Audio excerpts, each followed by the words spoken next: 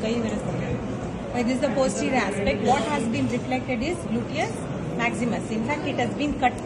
So this is gluteus maximus, and you can see, come little here. This is gluteus maximus muscle. So once this is removed, what you see here, this is gluteus medius. You reflect this, there is another one below, that is minimus. Okay, below that is minimus.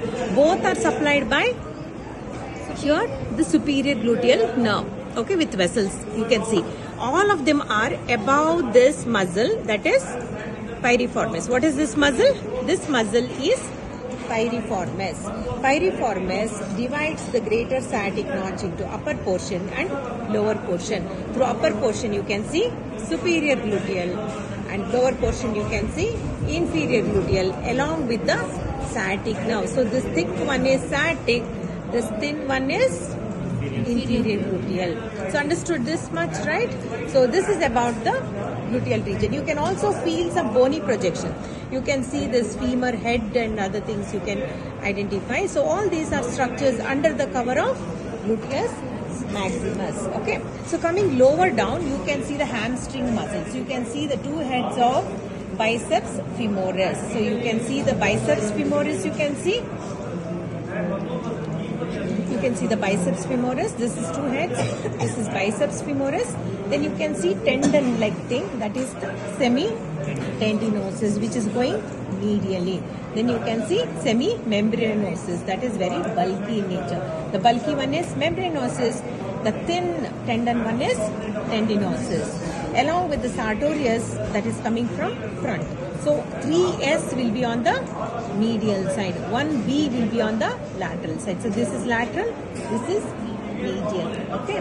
So what you see here is the diamond-shaped, fossa. What is this called? Popliteal fossa. So popliteal fossa has the terminal branches of the sciatic nerve. The same nerve, see, can you see it moves when I pull? It divides anywhere in the thigh. Okay, about 2/3 portion of the thigh.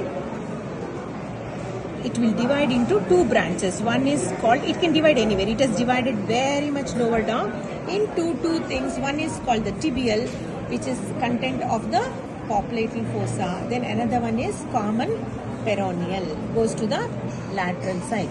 Common peroneal will, if you dig it little more, it will divide into again two branches, that is called the superficial and deep. Okay, superficial will go to the lateral compartment, deep will go to the anterior compartment. Understood?